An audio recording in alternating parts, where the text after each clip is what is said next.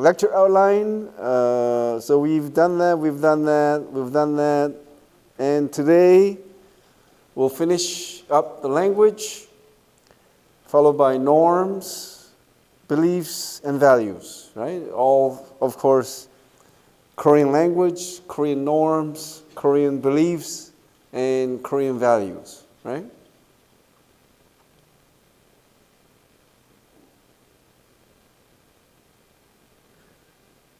Oh, okay. And of the language,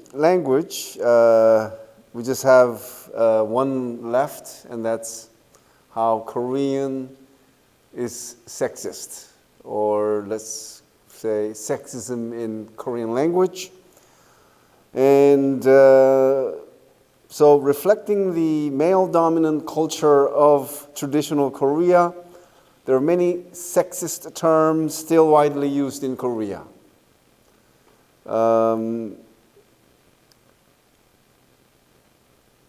If you want to say something sexy, like sexist, is the pronunciation different?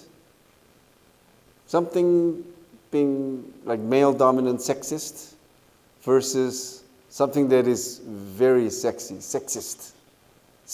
Pronunciation is the same, right? Oh, it is different. Say it one more time. Sexist and sexy. Okay. No, I'm getting to know that for the first time. Sexist, sexiest. Good enough. All right. Examples of sexist terms in Korea. Do you know of any? Before I show you what I have. Okay, well, here we go.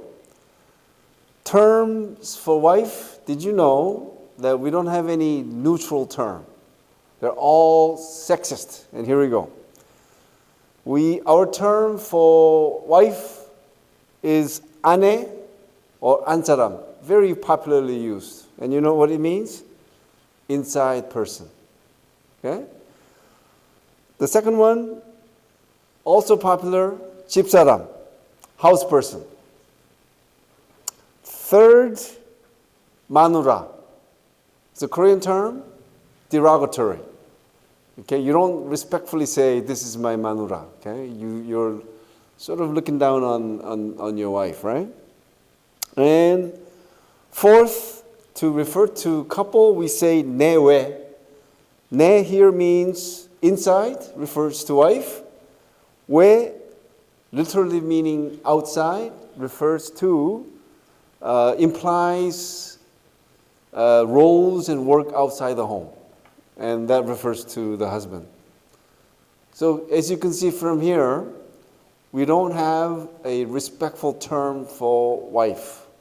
Yes, we have a term called 부인, which is also wife, but you use that only to the wife of someone else, okay, to show respect. But to your own wife, we don't have such. So for me, if I have to introduce my wife, I cannot use Korean. So what do I say? This is my wife. I use the term wife. Okay? Yeah, wife. 이 사람이 제 와이프입니다. Okay. Second example, 처녀, which means literally virgin. And it carries this ideology that women should be virgins before they get married. Okay? So the ideology which is imposed only on women, right? And we use this on a daily basis, right? We refer to not only women who are not married, but also when we are referring to first, like a debut album, first book, whatever that is being done for the first time, we use the term 처녀. Okay? Is that, and of course, we could just change it to 첫, which means first. Okay? So this is a second example because it is widely used. Okay? Again, in addition to use of the term to refer to unmarried women, okay? We have other usages like this. Third example, and this is a killer, and you'll see why. You know, womb in Korean is 자궁. It's 2 syllables, and the first syllable 자 means son. 궁. So literally, 궁 means like a container, house. So 자궁 means house that contains son. Is English term carry any of that kind of a meaning? But in Korean, it's only giving credit, not credit, but recognizes the importance of sons there. Okay? And what about Korean term for child or sons and daughters? It's 자식, 2 syllables again, with the first syllable 자 meaning son. Okay? Third example, 자손, descendant. I think that's a typo there, right? That should be A. Yes or no? Descendant. No? All right. So even the term 자손, there's that son. Okay?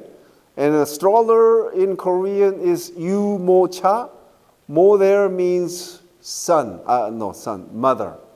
As if it is something that is only to be handled by women or the mother. Okay? So even in Chinese, right?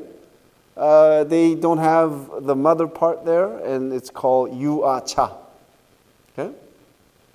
And fourth example is that Korean makes distinctions between maternal relatives and paternal relatives.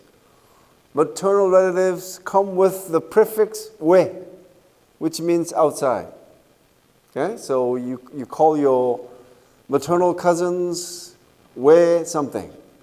Your grandfather on your mother's side, outside grandfather. Okay? And the list is, of course, not endless, but you can see how there are many examples, right? And the same way, which means, again, outside, is used to refer to foreigners. You see, same way. And foreign country, way. And the next one is really sad. Not sad, but the same way is used to refer to extraterrestrial aliens, 외계인. So maternal relatives are in the same rank as 외계인. Just kidding. The same prefix is used. And bereaved woman is called 미망인. Literally means someone who is not dead yet. Okay, how could she be still alive when her husband is dead? Kind of idea, right? So, do you think this is just something that happened in the past, or is still happening? Still happening. You know how we hold funerals at hospitals? Okay, what do you call that? It's not really a funeral. Funeral does take place at a gravesite. But you have guests come in to pay respect for the last time. What do you call that? Awake. We hold awake typically at a hospital, right?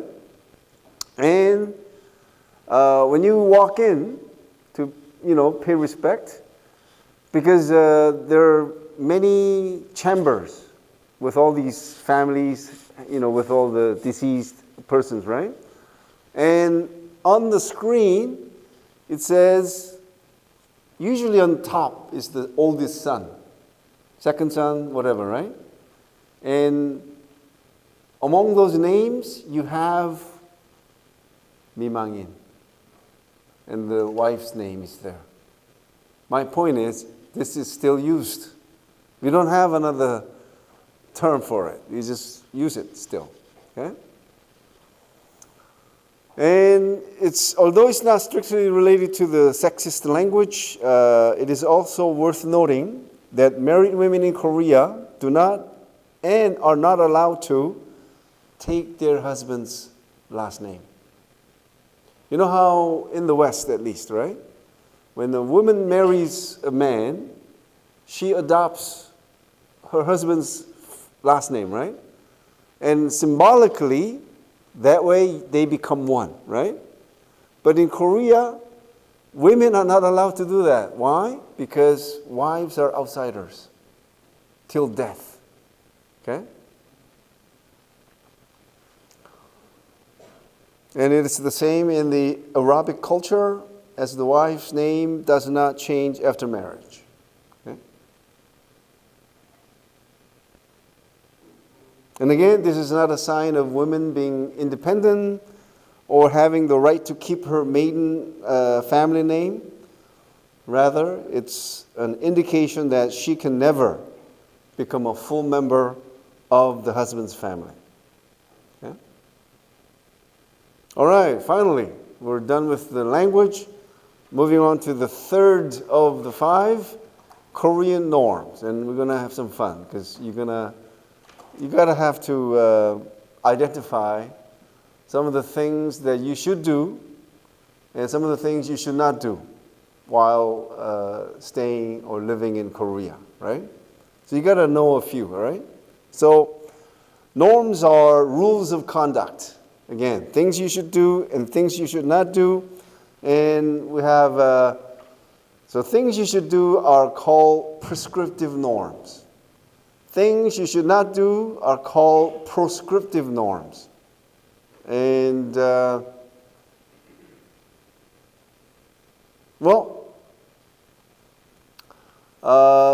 there any norms from your own culture which are unique or which foreigners might find interesting or shocking? Or do you know of any interesting or unusual norms from other cultures? So it could be from your own culture or someone else's, but you find something you find interesting. Yes.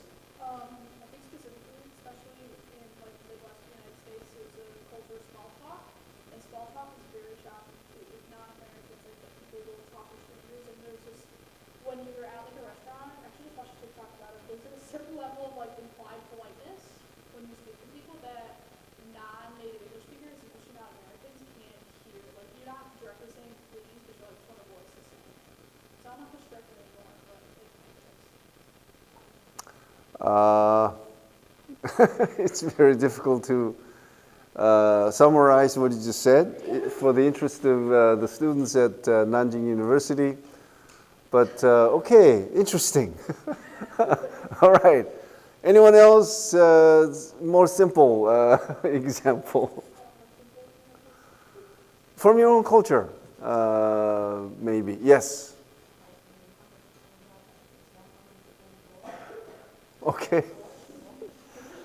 Okay, student from Europe mentioned how it is a norm to hold the door for someone walking in behind you or walking out from behind you, right?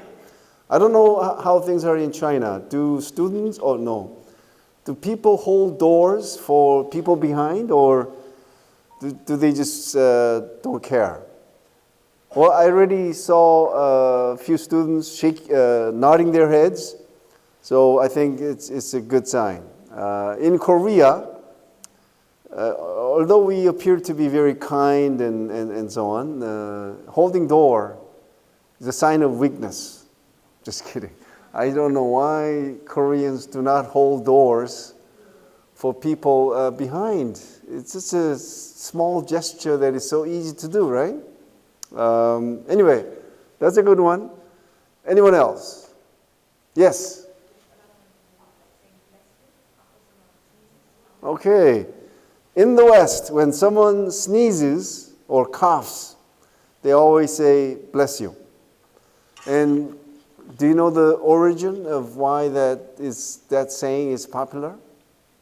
Is it because when you sneeze, you're chasing away good spirit or something?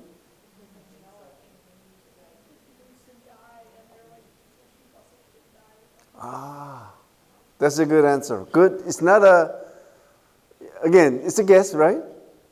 A student said that you say bless you because Europe has a history of major, pandemics, right?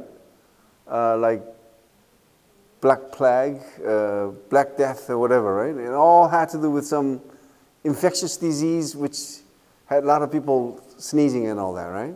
Again, something to look into. All right. Anyone else? Yeah?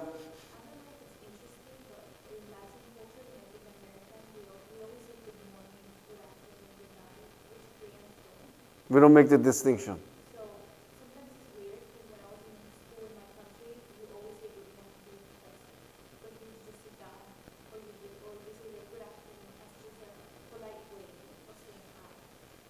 So what is this? I come in, I say hello, good afternoon, and nobody says anything. Is that your norm? No, just kidding.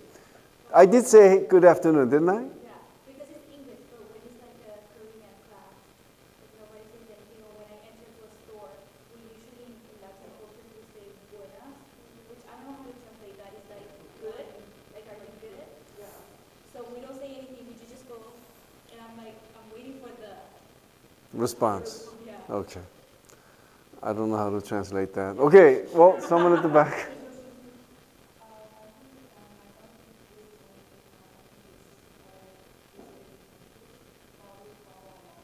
We bow. Okay, so in East Asia, when we greet other people, we bow, right? Anyway, well, I have a list of things. I don't know if you could read this from far back. These are do's and don'ts around the world. I don't know if this is true. Anybody from Germany? Okay. Shaking hands while your other hand is in your pocket is considered impolite? I think it's universal, no? I mean, can you really do this? Hello, right? This is totally impolite.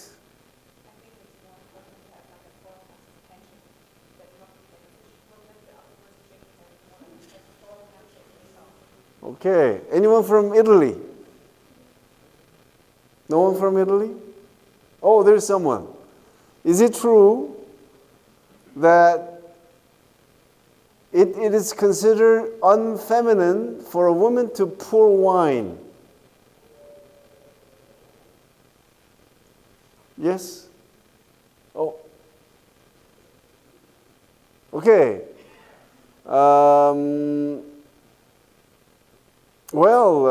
There's one on Korea.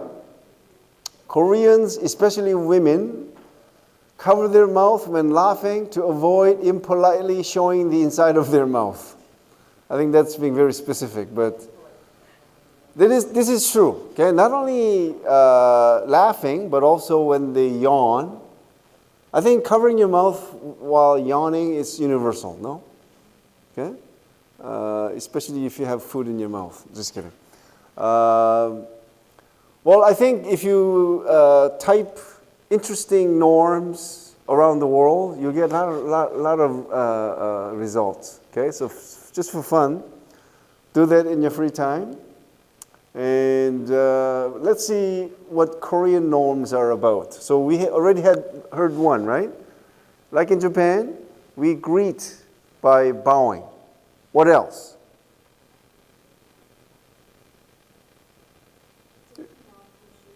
All right, you take off your shoes when you enter a house.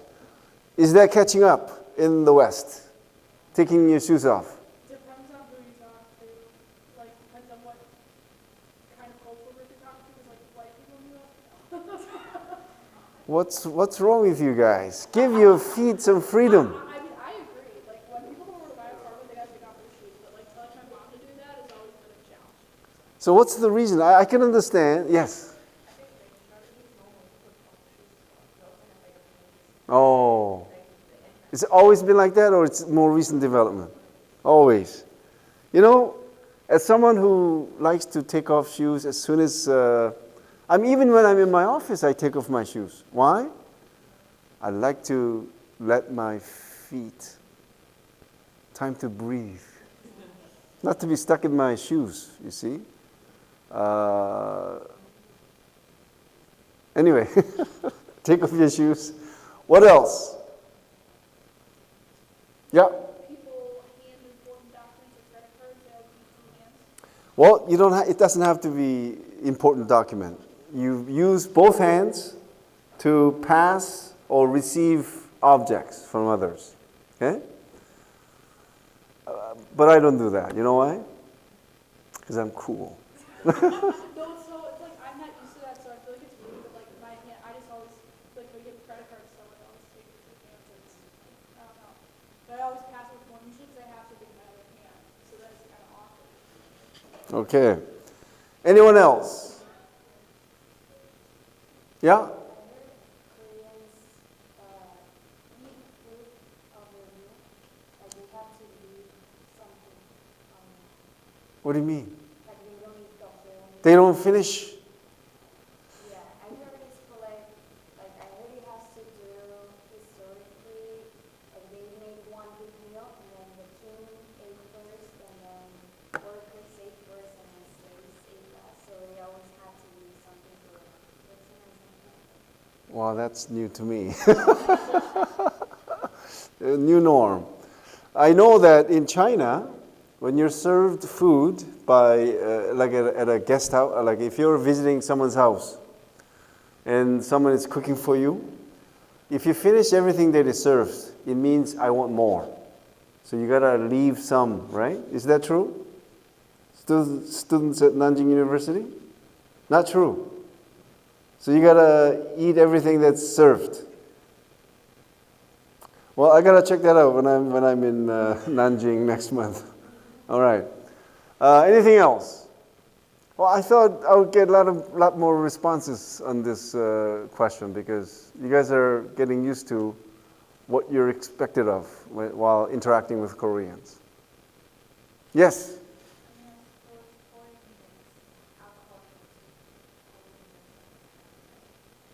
Yeah, so when someone is pouring a drink for you, you use both hands. But also, are you supposed to pour your own drink or should you wait? Wait. Let's say you wait for a minute or two and nobody's pouring a drink for you. What do? That's when you pick up your empty drink glass that you used to someone else and pour a drink for that person. Why? That way you get it back. You see?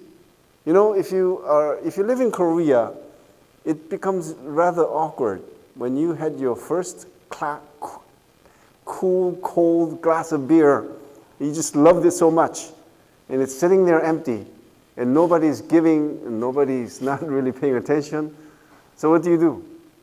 You pass your empty cup. Although it's used, you still do that. Okay? So when someone does that to you, what are you going to do? Are you going to say, oh, get the dirty glass out of my sight? Or do you just say, okay, and then not drink?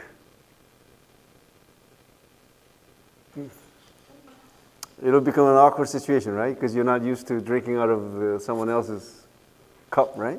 But in Korea, we're so used to that, right? Because we eat out of the same bowl and stuff, right? Anyway, no more? Yes? People are very quiet on subways and trains, like you can't really talk on the phone. That's right.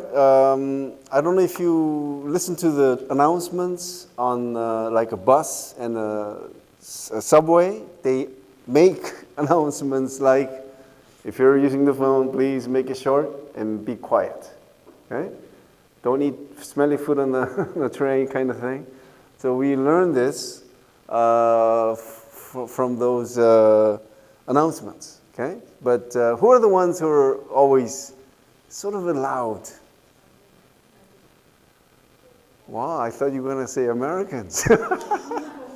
Just kidding. That's a stereotype, right? That foreigners tend to be louder than Koreans. It's stereotype, but it's true. You can tell I talk pretty loud. Okay. Anyone else? Yeah. You have to wait for people that are older than you to start eating. Yes. Then That's right. So if you're eating in a group, you wait for the oldest person to eat first. And also, if you're eating in a group, also pay attention to this fact that you wait for everyone to be served before you start eating. You know what I'm saying? It's the same in other countries. So. Really? Yeah, in the U.S., yeah, so it's usually customary to wait for everyone to Good. Okay. Did I see a hand over there? Yeah. I've noticed that whenever you make payments, like supermarket, you need to give the money to them, not to them. Oh. Now, I think that's rather universal, no? Even in the West. Isn't it considered sort of a rude to put money on the counter rather than giving it to the person's hand? Oh. Well, let's make it a Korean norm that you place, when you're paying for things, you place your card or cash in the hand of a cashier. Okay? All right. Let's see what I have here. We bow, and sometimes things like this happen, right? So they want to be polite to each other, you see. This guy, knows something about Korean culture, so he wants to like, oh, 안녕하세요, and then and this Korean guy, hello, right? And also we take our shoes off when we enter someone's house. Pass, we already said that, both hands, and even when shaking hands, we try to use both hands, okay? Subordinates must greet or bow to superiors first. Cover your mouth when yawning or laughing. Don't blow your nose. Is it a Korean thing or it's also true somewhere else?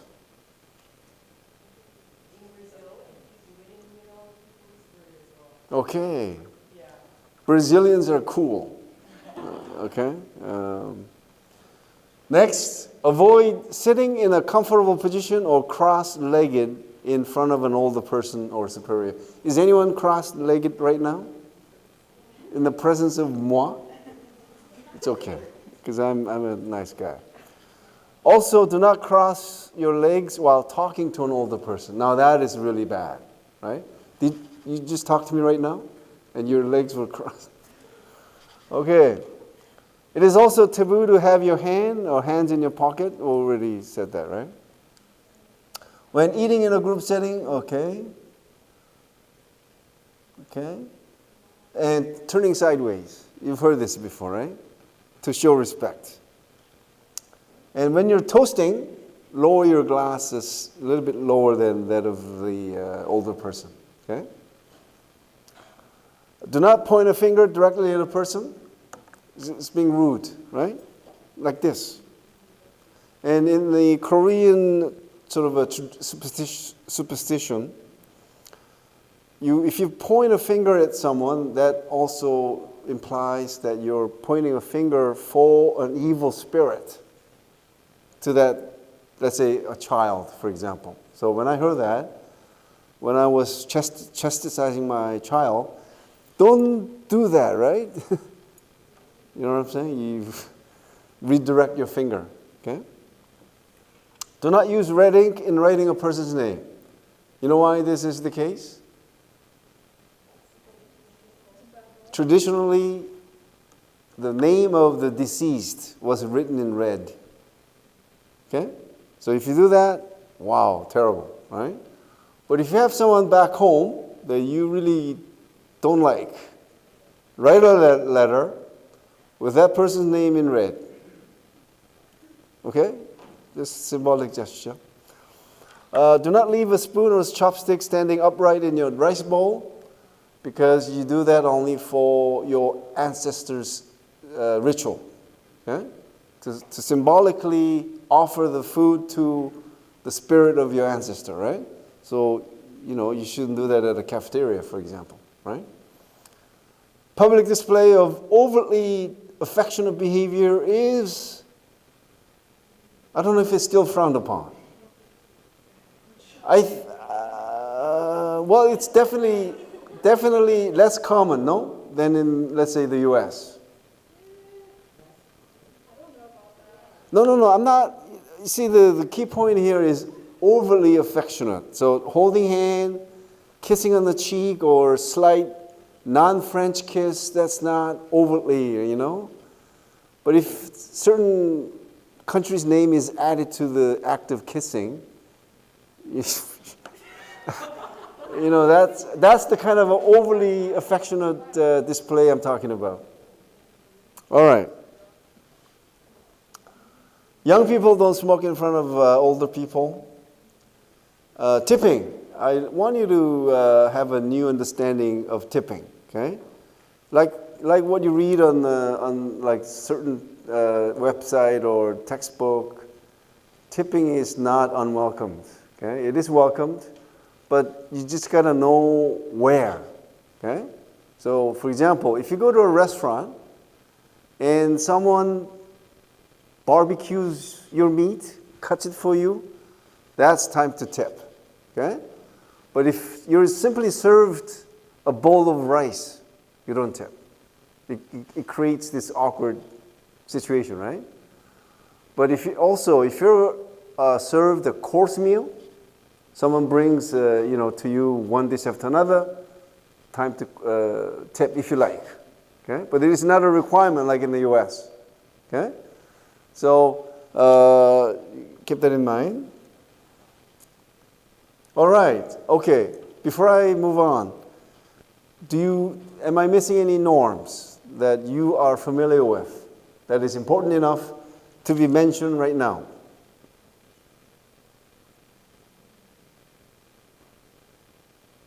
That's it? No more norms?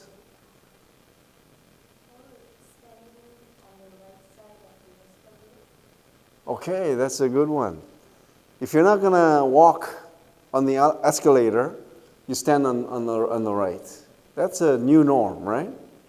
Okay, good. That's it? Well, see, I urge you and you think of something. All right, if there's not any more comment, move on to the second last element, Korean beliefs. And as you'd agree, every culture has a set of beliefs because beliefs tell us what is true, okay? And so beliefs provide a meaning system around which culture is organized, and they provide answers to questions about the meaning of life and guide people's behavior through their lives. Now, beliefs can come from religion, myth, folklore, or even science, but for most cultures, if not every culture, the most important source of beliefs is religion. So that's why Korean beliefs can be easily replaced with the wording Korean religions. All right? So the question is, from which religions do Koreans derive their beliefs? Now, this question is easy for Westerners because the answer is Christianity. But in Korea, we derive our beliefs from more than one religion, right? So what are those religions? Buddhism. That's it? But it still counts as religion. Confucianism, Christianity, and one more. You're missing something very important. That's more of Chinese, although it has still a lot of impact on Korean religious psyche, but we don't usually identify Taoism as one of the major religions. The last one is shamanism. Okay? You walk away from today's class having new appreciation for what shamanism is, especially for Koreans. Now, so again,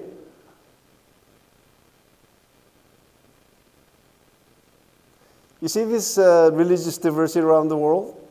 Middle East, low, because dominantly Islam, right? Latin America, low religious diversity because, Christianity, right? Now, Europe and North America are considered moderate in religious diversity, and I'll beg to be different. I think it's also low, right? Because other than Christianity, there is no other significant religion. Okay? Although the percentage of Christians is less than the percentage of Muslims than Latin America, still there's only one major religion in those regions, right? So I would say low. There are only two areas with high religious diversity. One is Asia Pacific, because there are Christians, Muslims, Hindus, Buddhists, right? In sub-Saharan Africa, Christians, Muslims. Okay? All right? Now, let's talk about shamanism. Does anyone know what shamanism is? Can anyone use your own words to describe what shamanism is? Or, if that is if you want to, what about animism? You know what animism is?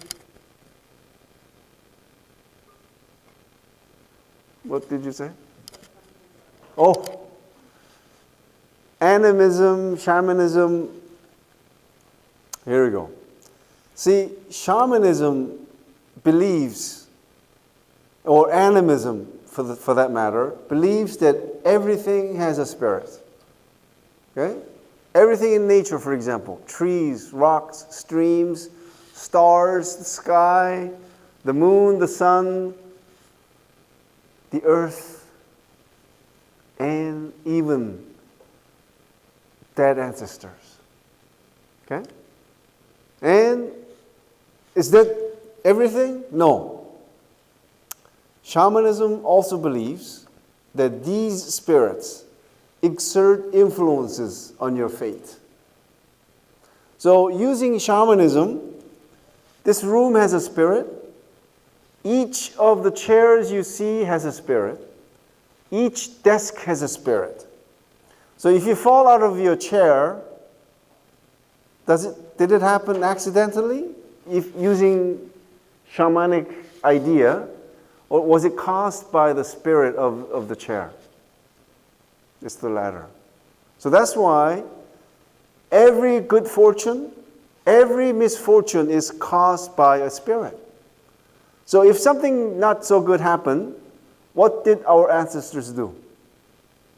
They called in a shaman to chase away an evil spirit causing misfortune. Now, if you think, wow, that is such a primitive, superstitious religion, then anybody Christian? So without pointing any finger at a Christian or pointing out that person, what is a Christian understanding of events in one's life? Whatever happens is caused by God's will. You see that there's no real difference, right? Shamanism believes that all these spirits caused something to happen. Whereas Christians, it's one God. That God who makes everything happen, right? So the only difference is that shamanism has multitude of gods or spirits, whereas Christianity has just one God, right? So the point is, it is, one could say, not much different. Okay? All right, that's shamanism. And what about Buddhism? You know, you don't have to be a Buddhist to appreciate its doctrines. And here we go. So when you hear the term nirvana, we're talking about not the rock group, okay? It's something that you try to achieve, right? So Buddhism is a religion which believes that the ultimate goal is to attain the transcendent state of nirvana. Okay? It's the sense of nothingness. You're beyond the sense, your senses, right? When I was younger, you know how I tried to achieve nirvana? By drinking myself to a state of blacking out. I'm not kidding. I justify my heavy drinking at the time, saying, I reached nirvana, because I don't remember anything. Anyway, nirvana is achieved by realizing 4 noble truths, and I hope you absorb some of these, okay? So here we go. Suffering is an innate characteristic of existence with each rebirth. So the key word is suffering. Suffering is something that happens to every human being, according to Buddhism. And you would agree, right? You're happy, but you always do experience suffering of one kind or the other, right? And why do we have a suffering? Because of desire, craving, or attachment, right? Is there anyone in this room who does not have desire? Just me? No desire. Nirvana. And how do you end this suffering? I mean, the ending this suffering can be attained by, so again, you start with suffering because you have craving, right? So, how do you end this suffering? You eliminate all craving, desire, and attachment. Of course, it's easier said than done. I've tried it. It doesn't work. Why? What makes life fun? This desire. Now, the key thing that you take away from this is this. Again, this is Andrew's 4 noble truths. And that is, you minimize your desire. Because without desire, life is meaningless, I don't think. It's no fun. You gotta have some desire, right? Whether it's, well, never mind, but, okay? Minimize your desire, and you'll have happiness. You will have, your level of suffering will be minimized, right? So the Noble Eightfold Path is the means to end this suffering. And what are the Noble Eightfold Path? Here we go. Again, I told you, right? You don't have to be a Buddhist to appreciate Buddha's teachings. Here we go. The Noble Eightfold Path: right view, right resolve, right speech. Just always say the right words, right? Right conduct, do the right thing all the time. Right livelihood, right effort, right mindfulness, and right concentration for your midterm and final exam. You got it. Okay? Nirvana. You never thought, achieving nirvana would be this easy, right? Get rid of your cravings. End it by following these eightfold paths. Okay, please look this up, okay? In your free time, 4 noble truths, the Noble Eightfold Path. Okay? So you become a better person. Okay? Better in every possible imagination, right? Okay, we'll finish this up before we take a break. Confucianism is,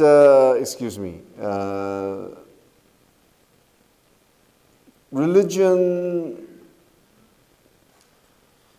It's sort of an ethical, socio-philosophical teaching which stresses the importance of. So you can see, of all 4, the only thing that is religious is ancestor worship. Okay? And that also comes from its emphasis on the family, because the spirits of ancestors live on. They still remain your members of the family because their spirits live on. And how do the spirits live on? Ancestor worship. Okay? Remember, during ancestral rituals, foods are offered, right? For these spirits to actually consume the sacred foods. They survive. They live on. Okay? So you can see how, sometimes Confucianism is not considered a religion in a full sense like Christianity, right? Or Buddhism. And Christianity, what else can I say other than that it is the largest religion. Protestant Christianity is the largest religion in Korea in terms of the number of members. Okay? And this is a religious population in Korea. So this is from census, and we take census every 10 years. So according to the 2015 census, Korea's largest religion is Protestant Christianity with about 20% of the population. And the second largest religion is Buddhism with 7.6 million. Third largest religion, Catholicism, with nearly 4 million followers. Okay? Now, it doesn't show there, but you'll be surprised by this.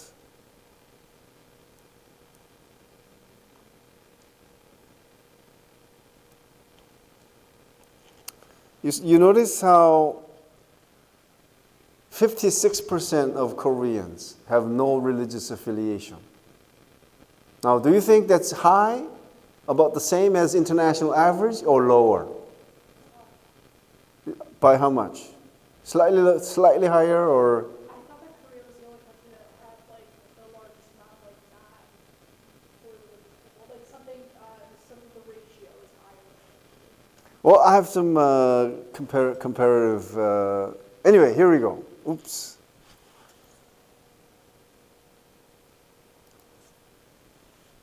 So you see, no religion, 56.1%, right? Now this is the world map of world population of religious people. Where is no religion? Only 16% of the global population have no religious affiliation. Korea, 56%. So that means Korea's proportion of unaffiliated population is about 4 times larger than that of the global average. Okay? And are people living in poorer countries or people living in developed countries more likely to be religious? Poor. And that is true. Look at this. And there's one country that is an exception. Guess what that country is? USA. Very good. You see, poorer nations are all grouped here, and to them, their religiosity is that high, right? This is the per capita income, okay? Per capita income, 10,000, 20,000, 30,000, 40,000, and so on, right? So USA, richest country in the world, so rich, and yet about more than 50% of the population in the US are very religious. Okay? But look at other wealthy countries. Japan, just over 10% say the religion is important to them. Australia, less than 20%. France, so on. South Korea also less than 20%. Okay? Last slide. As for the question of which nation consider religion most important, findings are as follows. So you see, global average is about 55%. Proportion of the people who say that religion is most important to their lives. So you can see how these countries with like 98% of the respondents saying religion is very important, they're all poor countries. Okay? And the standout country here also again is the US. But look at where China is. 3%, Japan 11%, South Korea 19%. Okay? So, on that note, we take a break. It's 6:05, and I'll see you back here. On to our final element, Korean values. And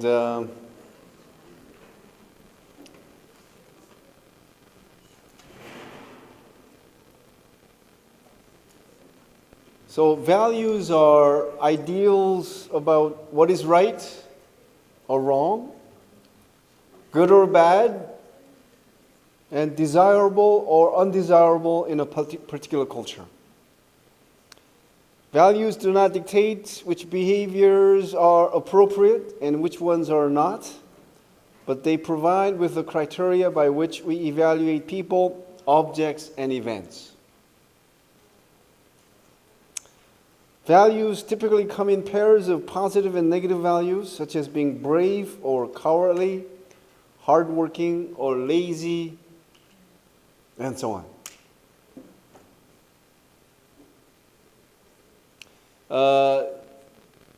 I think we should skip this.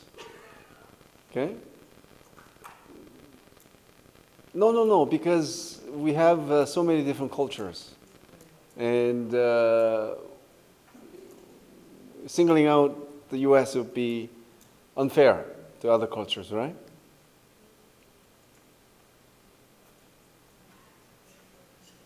Okay, what are the most important values of Koreans? What makes Koreans tick? You know, what makes them like behave in the way they do? Yeah. Hard work. Evidence manifested by Korea having the world's fourth longest annual work hours. Hard work. That is definitely one. What else? Respect for elders. Okay. Respect for the elderly.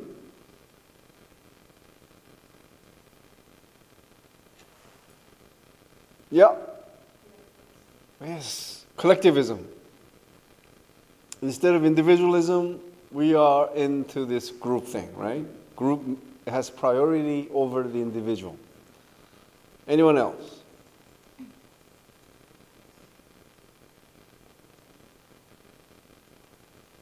Yeah. Social standing, that's sort of too broad. What do you mean by social standing?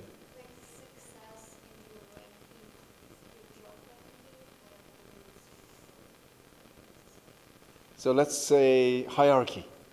Always placing things in like ranks and stuff, right? So emphasis on hierarchy, yes.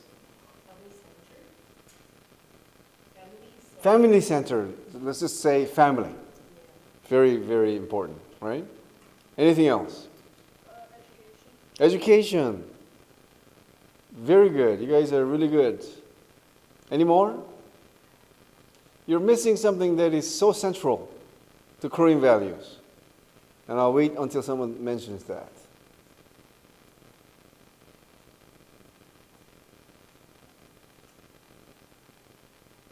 You guys mentioned everything except this. Yeah? Humbleness. Do you find Koreans...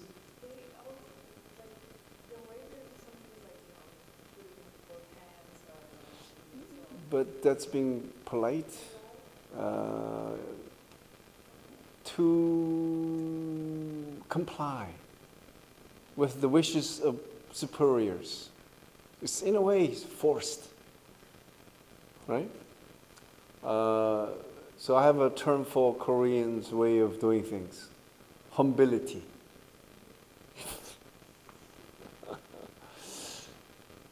Another stupid joke.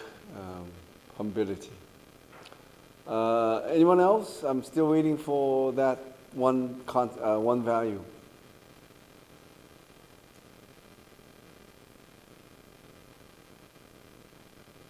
Okay, instead of me just mentioning it, I'll show you when that particular value comes up. Okay?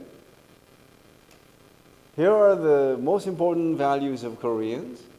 First is success. So the student did mention success, but I think the emphasis is more on hierarchy, right? Anyway, success. And the success here means, of course, material success, and also success with job, success with getting educated at a top university, and so on. Wealth, money, of course. And I do hear a lot of foreigners making observations that they find Koreans to be very materialistic, right? And I do also find Koreans to be rather materialistic. Third, health, long life. You know, if Red Bull is a hot drink in the West, in Korea, it's pakas, health drink. I mean, the Red Bull is catching up now, but we're into a lot of health drinks. Like if you go to a convenience store, do you find any drink, like vitamin drinks? Now is that available also in the US? Convenience store? Here it's everywhere, right? Vitamin drinks and other health promoting drinks. It's everywhere, right? Not only at pharmacies. And, we'll do everything to be healthy and for long life, okay? Even if it means eating all kinds of animals, including snakes, okay? Anyway. Fourth, family. Although Korea has one of the higher divorce rates in the world, okay? So reality isn't always the same as the ideal, right? So the basic unit of Confucianism is the family, not individual, okay? Individual is defined in relation to the family. And individual is born into a family, and the identity largely comes from the family. Agreed? Yes, right? A paramount value of filial piety is also possible only in the family context. So the next one is this, filial piety. Remember the concept / word lexicalize? Lexicalization? Did you know that in English, you didn't have this before? It came about as a translation of this in Chinese. Okay? So the Chinese lexicalized this love and this respect for parents because they deemed it more important than, let's say, Westerners.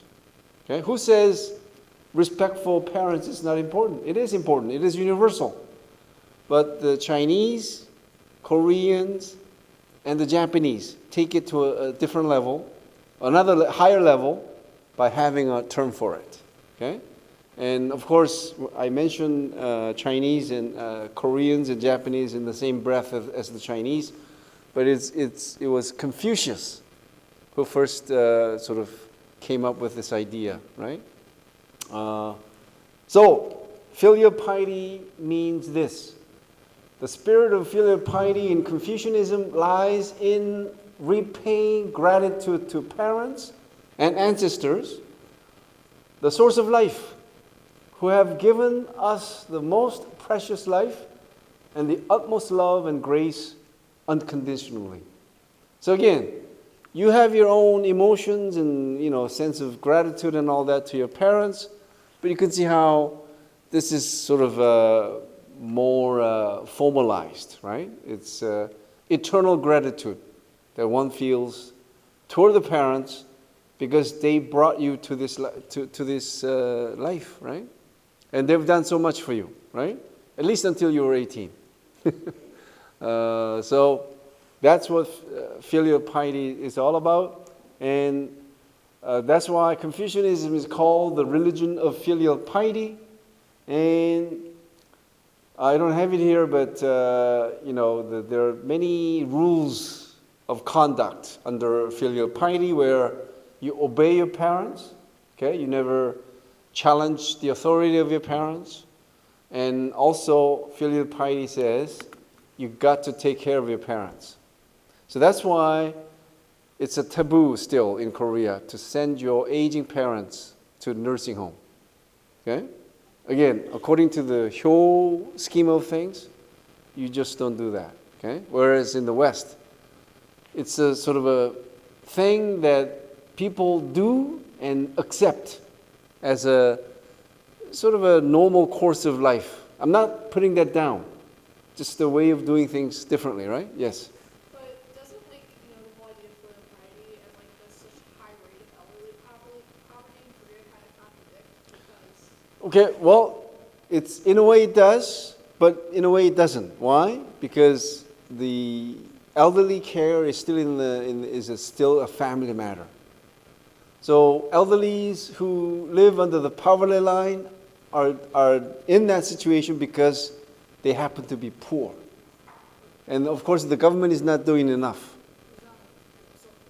That's right. So we have a long way to go still. Okay? All right. Next is ancestor worship. Okay?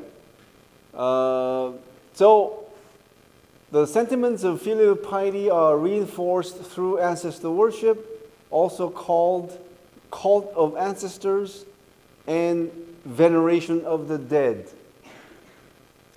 Ancestor worship is based on the principle of the immortality of the dead ancestor.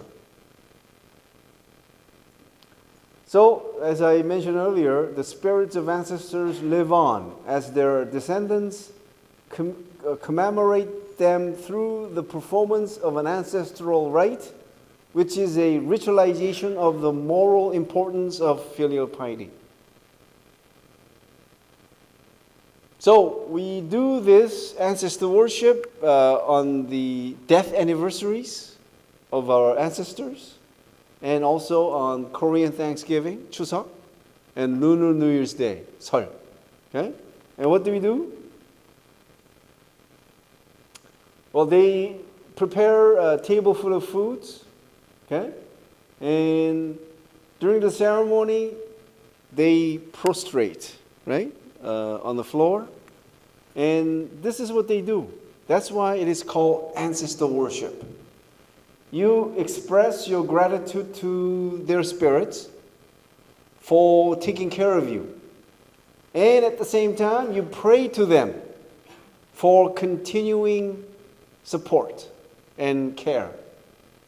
Okay? Like you would to God. If you're Christian, you pray to God, right? Ancestor worship, you do pray to your ancestor spirits. Okay? So that's why Catholicism used to ban ancestor worship. Okay?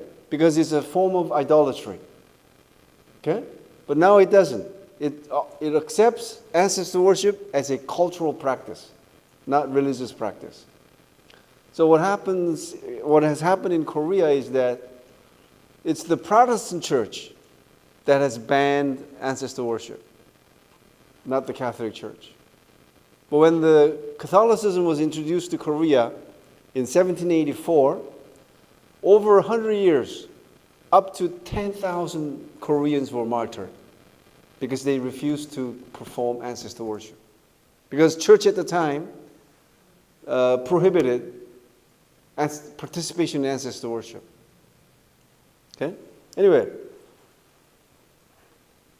I have some visual images here, okay? So this is the ancestral tablet where you inscribe the names of your ancestors, okay? And some put, picture there. Some of these foods are fixtures. You have to have them, okay? These fruits.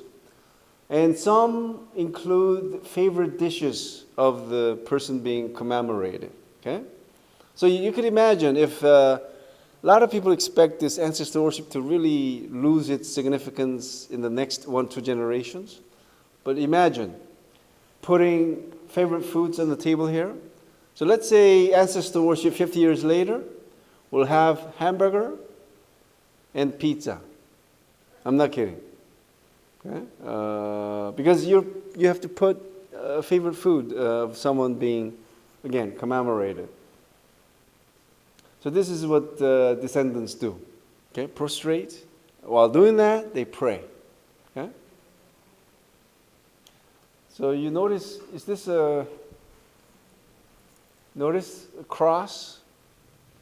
So this means that this is being done by Catholics, not Protestants, because you're not allowed to do so. Although some Protestants will still do this sort of in secrecy. Okay?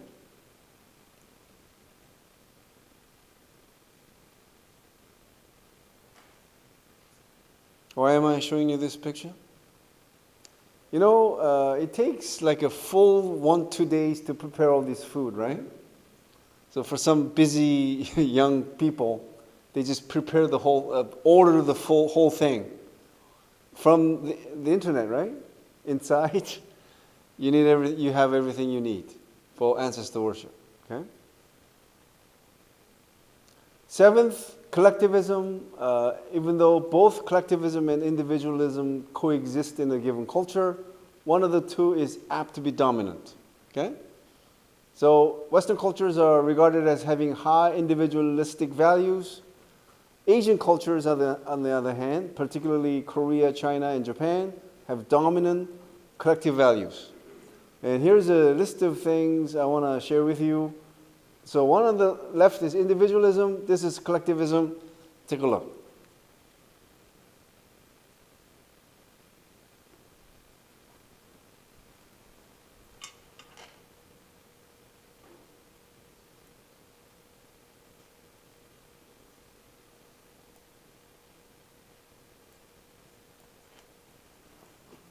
Okay?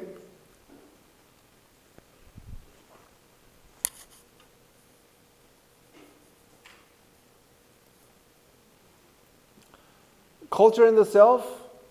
In the West, self is sort of separate from like people around, right? Whereas in the East, itself is more interdependent, right?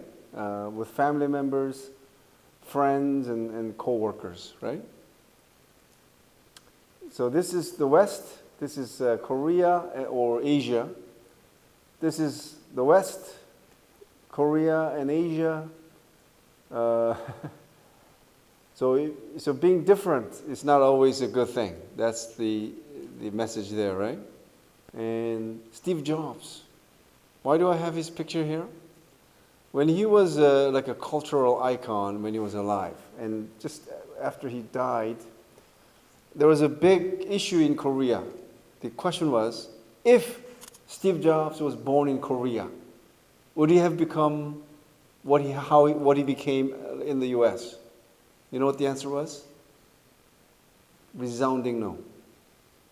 Because our culture is so collectivistic, it doesn't allow a genius to become a genius. We stifle it because the person who tends to be genius is so different, right? So anyway, and I really love the next picture. Take a close look.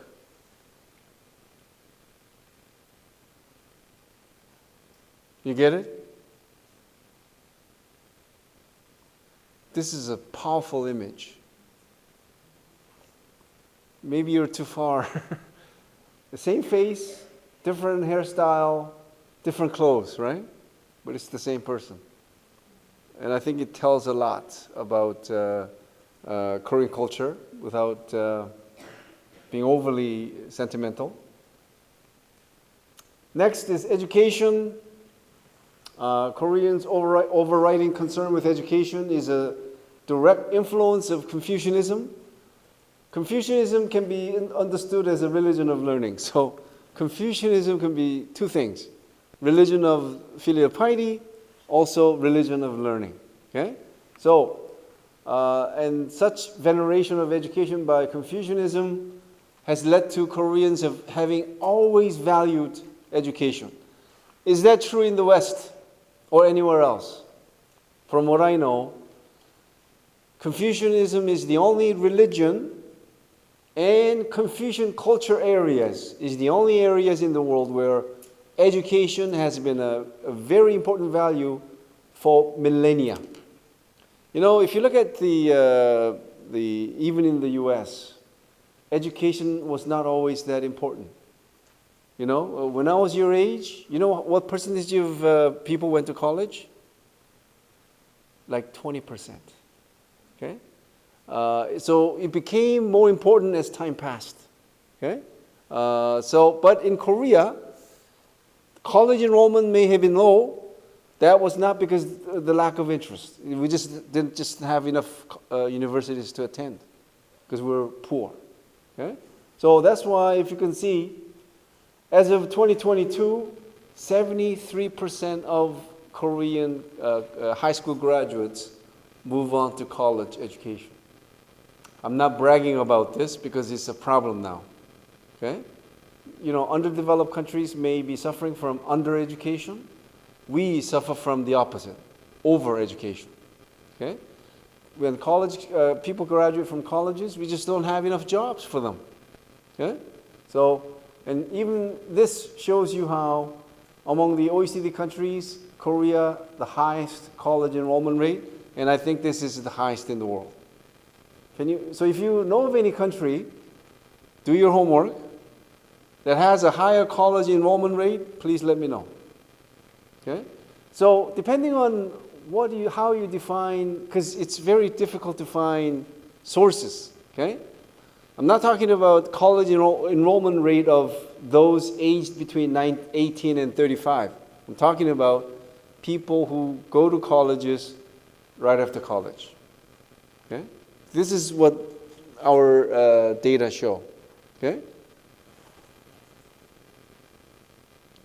Ninth is the deference to the elderly, like this. This is, let's say, East Asia. And why do we put this emphasis on like the elderly or old people? Because they have to be respected for their wisdom and for the sacrifice they have made for their descendants and society. So if you ever wonder why we put this emphasis on respecting the elderly, there are your reasons. Okay? Their wisdom, which is becoming less relevant now, but it really mattered in the past, as you'd agree, right? When someone got sick, when there was an event in the village, who did you turn to? Did you turn to the internet 100 years ago? You went to the old people because they had the wisdom and the knowledge, right? 10th, emphasis on hierarchy, and we already talked about this, right? So, according to Confucius, trying to make things equal could create disorder, actually, okay? Because people have different abilities, so let's recognize that and let's accept that, right? And that's why hierarchy is important in Confucian cultures. And of course, age is the most important criterion. And to move on, 11th, hard work.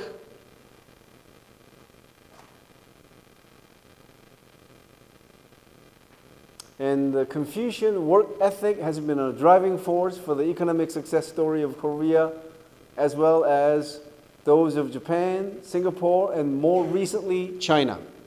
Okay? So I think wherever you go, right, whether it's Japan or China, you'll see that these people are really hardworking, right? And it's in their blood. It's Confucianism, right? 12th. This is an interesting one. How many of you think that fortune telling is important? Hands up. Just me, again. But where does this come from? Belief in fortune telling? Shamanism. Okay? And and let me ask you one more question. How many of you ever paid money for fortune telling? Hands up. So let's say a handful of students out of, let's say, 40 students. Okay? So that's not even 10%, right? And I think that's about the average that you find in developed countries. So if you take a survey asking the same question, because there are active seekers of fortune telling, and that is those who pay money to find out about their fortune, and there are passive ones. Passive ones are the ones who read astrology or whatever on the newspaper or the internet, right? That does not count, because a lot of people do that for fun. But the serious ones are the ones who pay money. And so if you look at the survey results of any country that is developed, you'll see that it's about 10 to 15% of the total population who have ever paid money for fortune telling. Now look at Korea. So if you think this is a bluff, think again. Anywhere between 40 to 50% of Koreans have paid for a fortune telling service at least once in their lifetime. And I have seen some survey data that showed up to 70% who said they paid money for fortune telling. Okay? So again, you see, much higher rates, 60 to 70%. So here we go.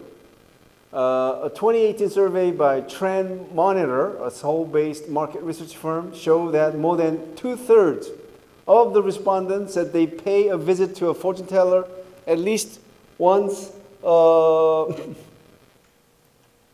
once a year. Okay?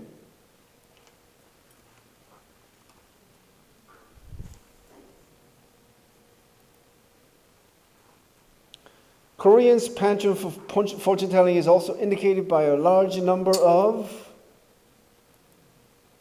fortune tellers. There are over 300,000 fortune tellers in Korea. Yes?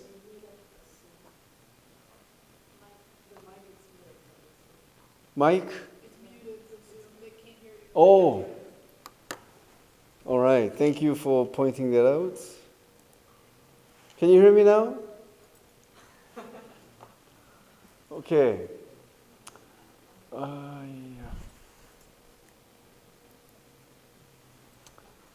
Fortune telling cafes. You could find one. I don't know if you could find one nearby here. Online fortune telling services. Okay, we have one which has more than 10 million members. Okay, 10 million. That's 1/5 of South Korean population, and so this is where fortune tellers reside, or where they have their operation. Okay. Second floor of a commercial building.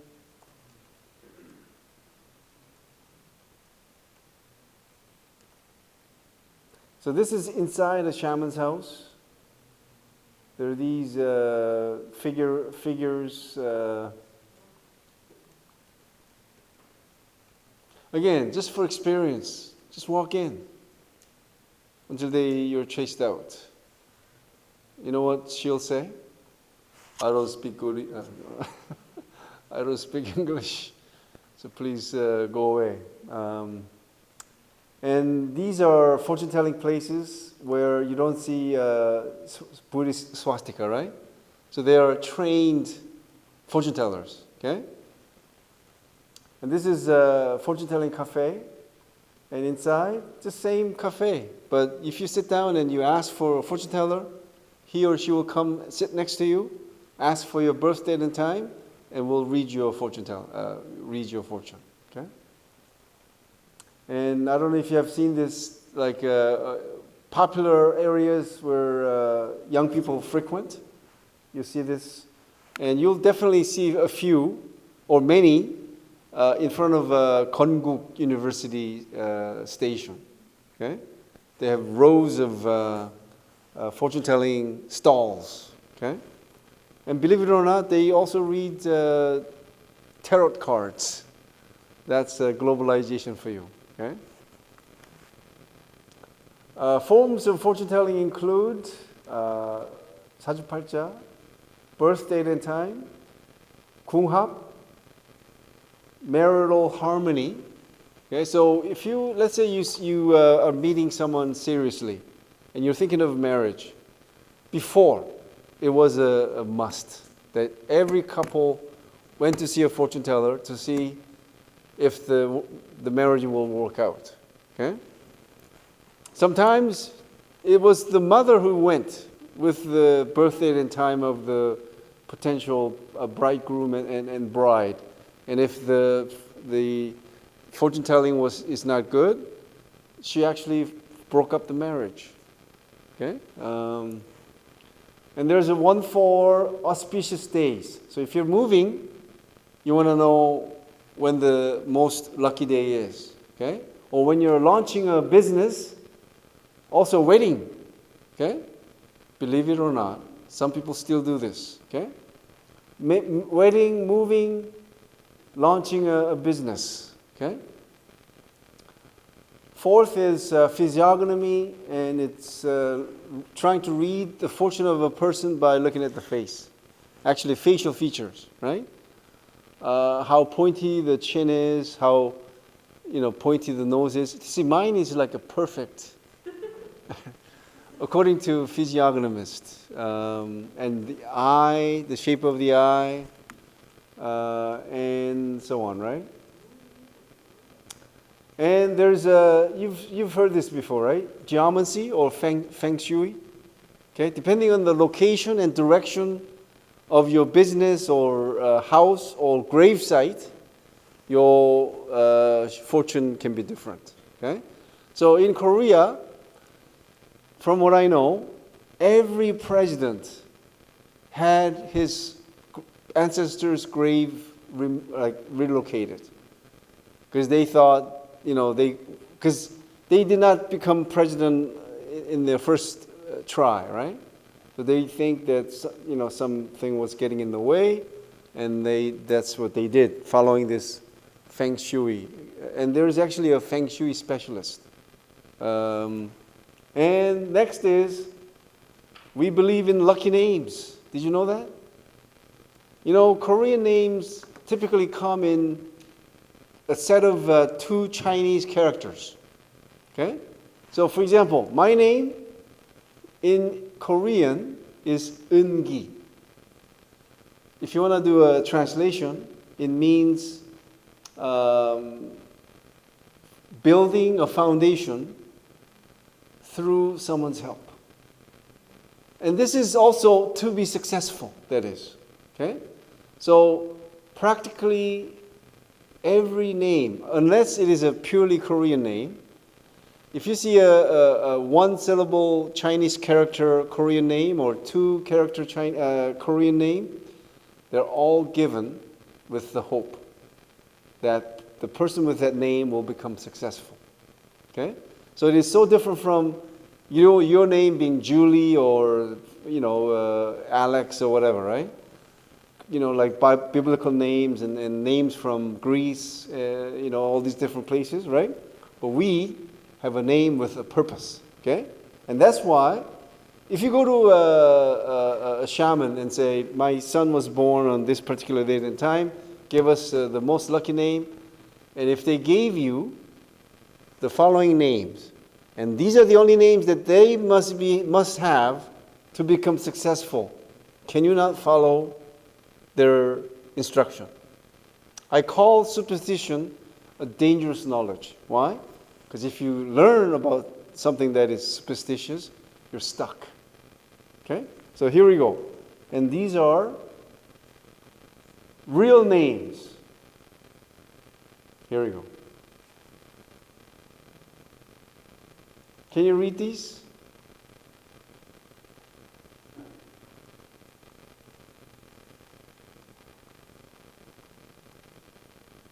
I'll read it for you. These are names in Korean, and the ones in brackets are translation. 개, dog. 관, coffin. So you have a friend whose name is Kwan. You're calling him like, hey, coffin. How are you feeling today? Of course, Kwan in Chinese is something good, that you hold an important position. Okay? You have Kyun, germs. cancer. This is 소경, blind. This is a good one. 순대, Korean sausage. I'd like to have a name this good. 무식, moron. 하녀, maid. 기생, geisha. 천민, untouchable. 귀신, ghost. 생선, fish.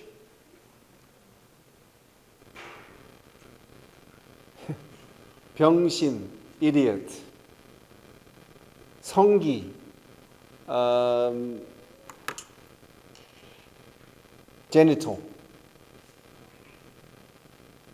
정자, sperm. It's a girl's name too. Okay? Again, if a fortune teller tells you that this is the name that your child has to have to become successful, and if your child does not have this name, she is forever damned.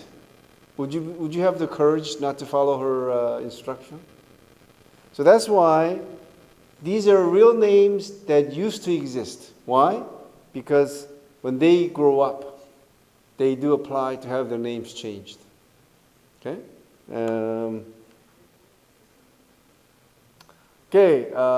Let me just skip this now. And the last one, last value, is faith in the fulfillment of material wishes through prayers.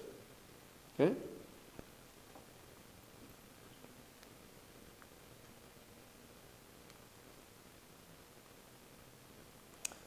There's an important concept that is uniquely Korean, and it's called 기복신앙. And it's a faith believed for the purpose of praying for good fortune.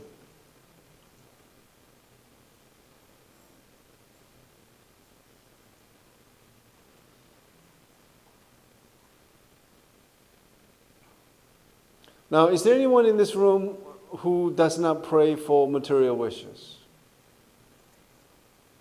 You do, right? I mean, the reason I asked that question was this. For Koreans with 기복신앙, that's everything. There's nothing about, let me be a good person so that I could be in heaven, or let me pray for humanity. Nothing.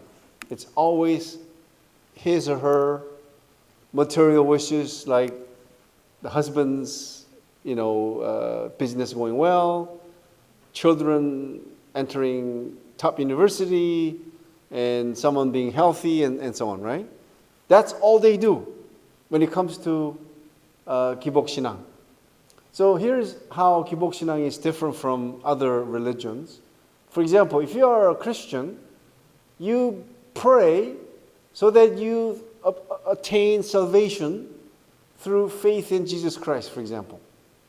So how do you do that? You become a good person. You don't commit, let's say sins, right? But with 기복신앙, we don't have any of that. It's only about you praying for, again, wealth, health, your children gaining good grades, and so on. Okay? So, 기복신앙. And in the interest of time, I want to just show you this.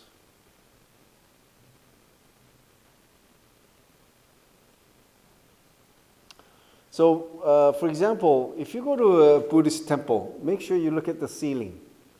Because every ceiling is populated with all these prayer tags. Do you see this white paper?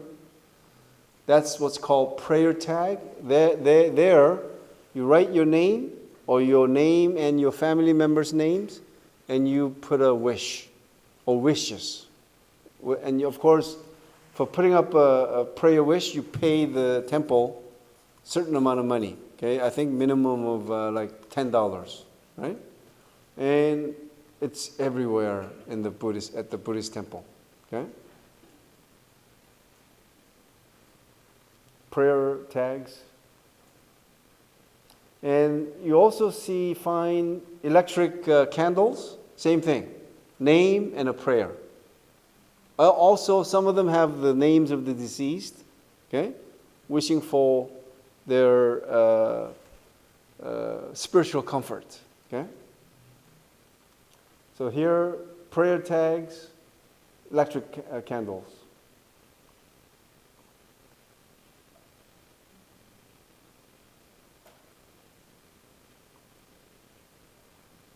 And this is what I want to show you as a last part. And there's a thing called Kuocw, okay? And it's a ritual you hold with foods, and you sort of pray to spirits to avoid misfortune and usher in good fortune. Okay? Kuocw. Do you think this is something that happened in the past, or Koreans still do this? They still do this, and I have evidence. Kuocw is held on Lunar New Year's Day, or whether it's for prosperity, success, or victory, at homes, companies, by villages and sports teams, among others. Here we go. This is Kuocw at an alternative energy tech company.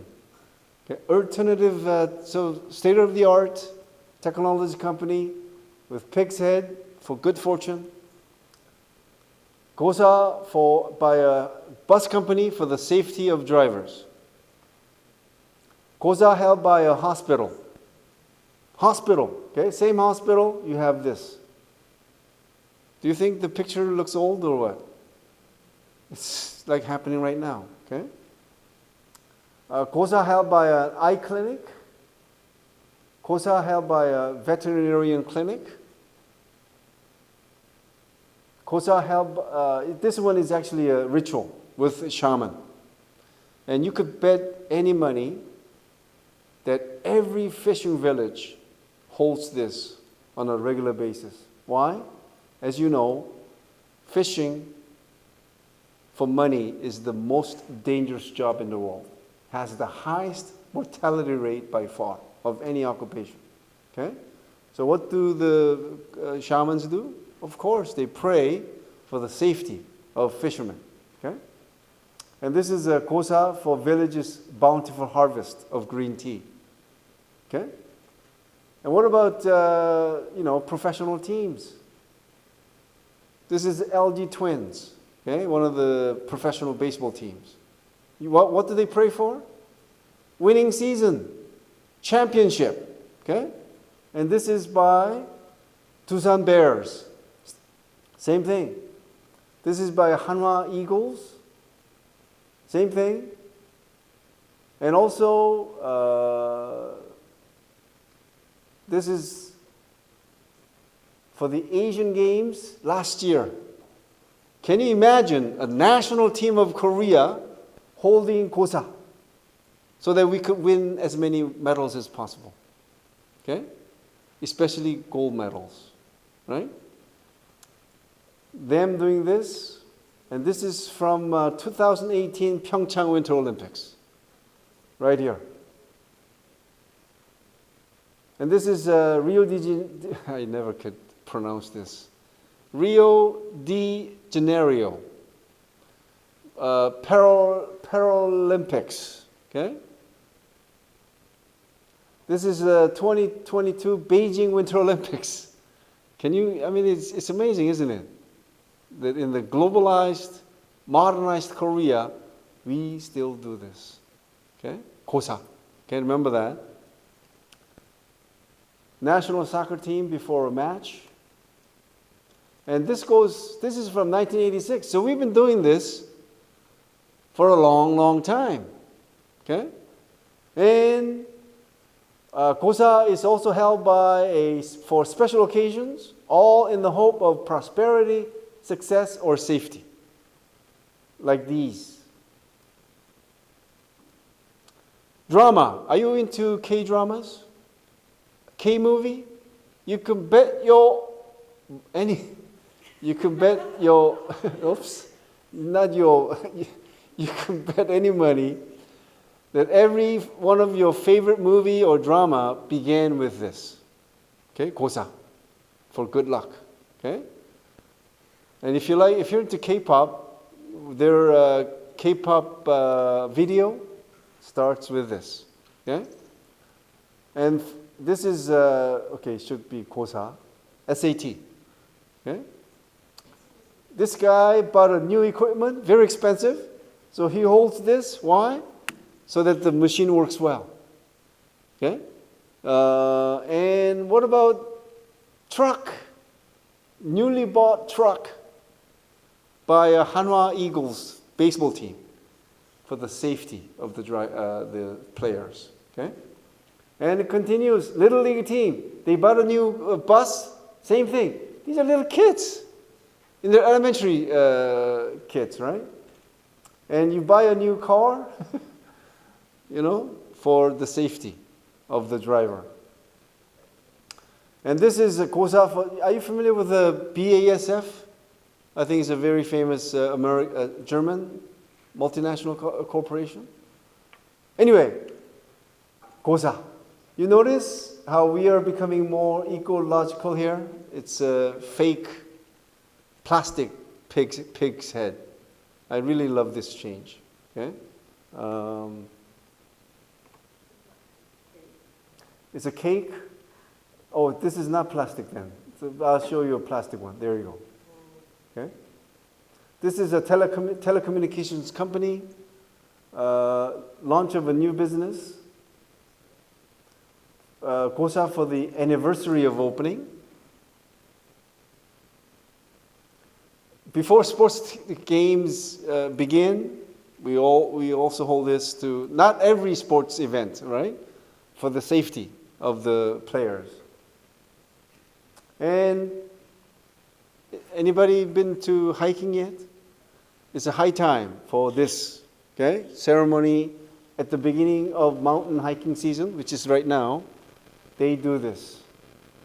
This is the 고사, and they prostrate, okay?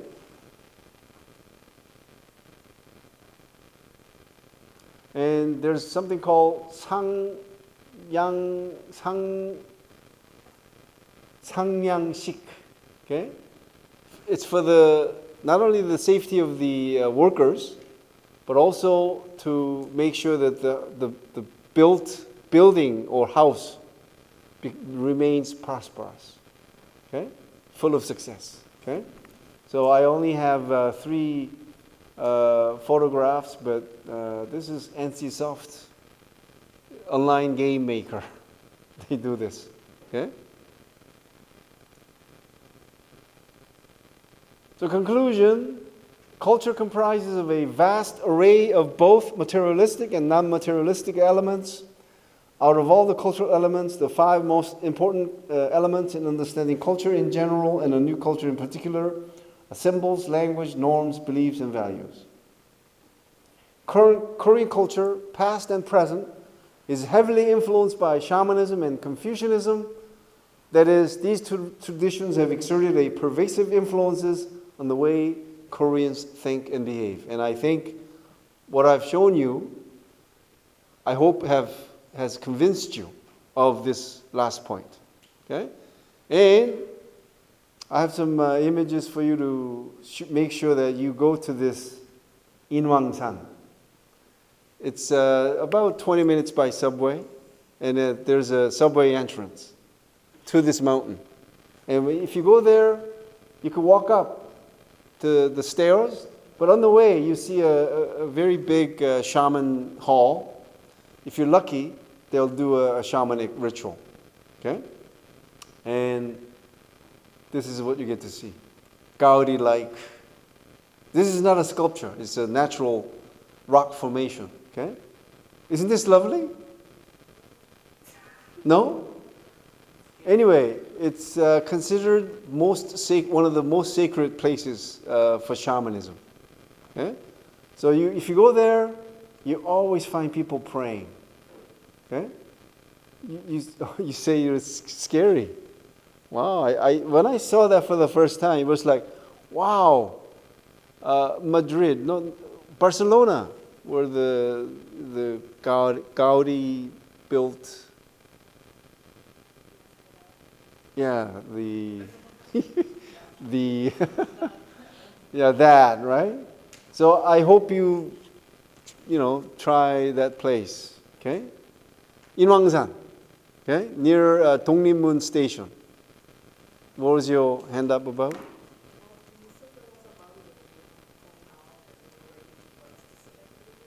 Hmm? This? Oh, there was a filial piety. Okay, thank you. Okay, students at Nanjing University, thank you, and I'll see you next week.